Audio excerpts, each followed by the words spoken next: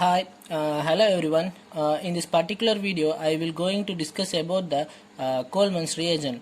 So the Coleman's reagent is basically an FeCO4 2 minus. So this is basically a metal carbonyl. So this Coleman reagent have a plenty of applications in the organic synthesis. So first of all, we need to see the preparation of this Coleman's reagent. So the preparation of the Coleman reagent will be like this. So Fe, let's we take the ion pentacarbonyl treated with sodium hydroxide, it will eliminate a carbon dioxide. So the product will be like this, HFeCO4 Na. So again this product will treated with NaH.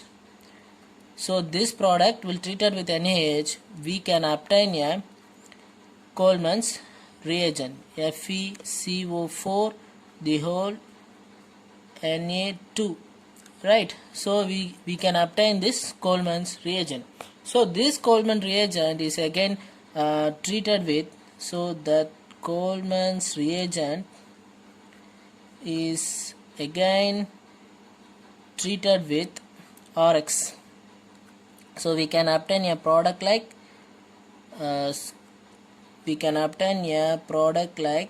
this, right? Right.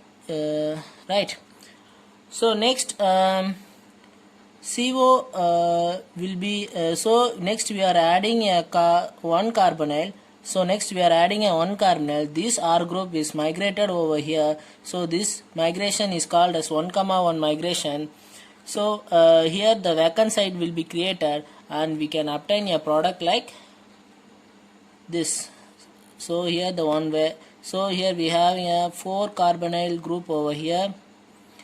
So this R group will migrated over this carbonyl. So we can find, so this R group will comes here and here the vacant site will be created. In that vacant site this carbonyl will comes and attach in this vacant site, right? So after this we can treat it with some halogens, for example Cl2. So the product we can obtain a product RC double bond OX. So here we are using chlorine, so we can obtain a product. So acyl chloride, we can obtain a product and acyl chloride, and we can retain our Coleman's reagent. So we can retain our Coleman's reagent, right? So again this will treated with some RX group. We can obtain a product RC double bond OR.